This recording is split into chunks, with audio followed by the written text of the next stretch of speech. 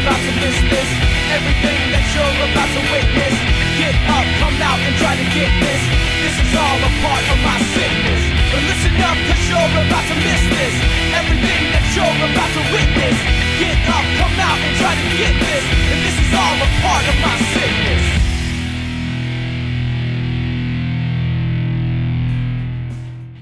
Hello and welcome to Crack the Cred, the show that takes a mystery out of cracking passwords or finding ways around them. I'm your host, Dana Epp, and today we're going to talk about password hashing, specifically how it works on the web. I have received tons of emails and comments and questions about just what's going on, because in the last couple of weeks there's just been so much compromise and so many passwords that have been leaked on the internet from things like LinkedIn and Last.fm and eHarmony, and people are getting confused. They don't understand how this day and age it is so easy for people to recover these types of values. And I'm just going to show you how easy it really is.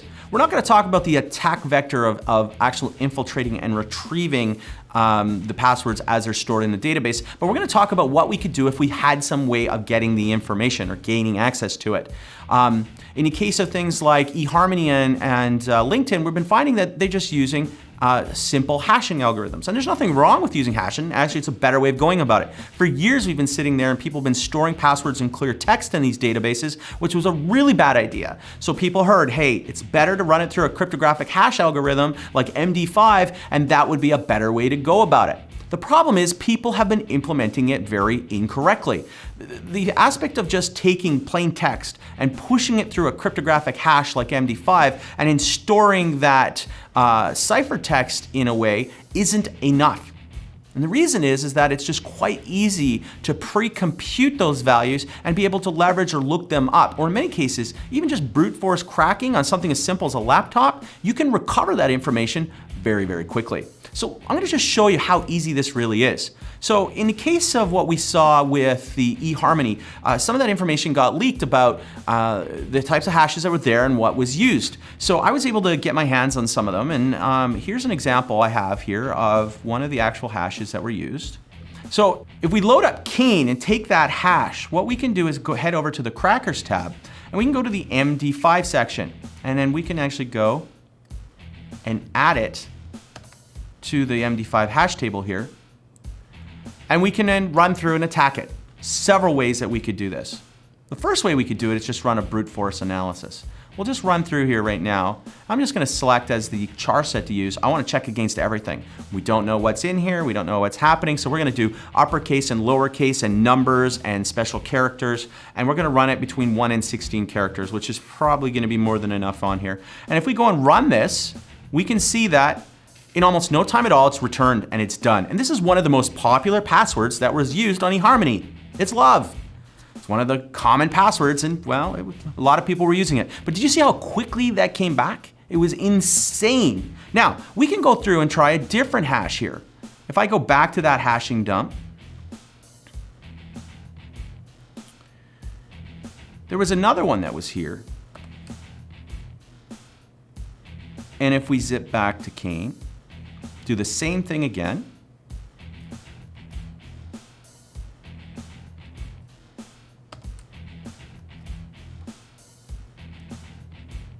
Run another brute force. Again, we'll use all character sets. Hit start. This is going to take a little longer. And there you go. Didn't take that long, but in the end, just by adding one extra character, in this case, lover, it was able to find that information rather quickly. Now, we could go on and on. Every time you add some more characters or special characters, it gets more complicated. But the reality is, this is from a simple brute force on a little laptop. If we do this through a dictionary, do this through rainbow tables, it will be an almost instantaneous recovery depending on what's going on. More importantly though, we don't need the fanciness of having terabytes of rainbow tables to actually do this stuff. I'm going to show you another way you can get into this. I'm going to show you a third type of hash that we have that comes again from these capabilities that we've found by doing analysis on some of these password dumps. And we're just going to zip up here over onto Google, something as simple as Google. The reality is we may not need to actually brute force it at all, store the data. If I can just take that hash, place it in Google and do a search, boom. instantly I found that here we are. I just went from finding a 4-character password, which took almost not even a second in Kane, to doing a 5-character one that was found in a couple of minutes, right down to using Google in less than a second, getting a 6-character with special numbers. So in the end, it is very easy to find these. They're indexed, they're out there. We shouldn't be using things like MD5.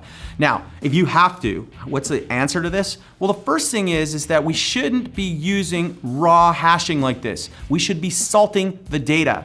It's really not that difficult to sit there and make sure that as we're going through that process, we append or prepend to the password a unique value that only belongs to that system, or better yet, to that user account. Anything we build, if we have to store a password, we're gonna push it through a much stronger hashing algorithm like SHA-512, and then we're gonna hash it against a unique value that is tied to that user account, so that we never have to worry about this being applied through a rainbow tables methodology. So there you have it. It's really that simple. Hashing algorithms by themselves are not going to be the panacea to protect us against this stuff. Developers of these sites need to be stronger and think deeper. They have to be making sure we're using stronger hashing algorithms to start with, like SHA-512. Hey, MD5, the author, he even says it's not strong enough anymore. We should stop using it. And more importantly, as we start seeing on these, everything from our emails that may store these hashes as links to get into sites, we need to be screaming at these vendors, making sure that they know and understand what they're doing, and more importantly, that they're taking advantage of using better algorithms to keep us safe. If you're not sure, ask them. That's the whole reason that they're there, is to meet our needs, make sure that they're doing it right to protect your interests.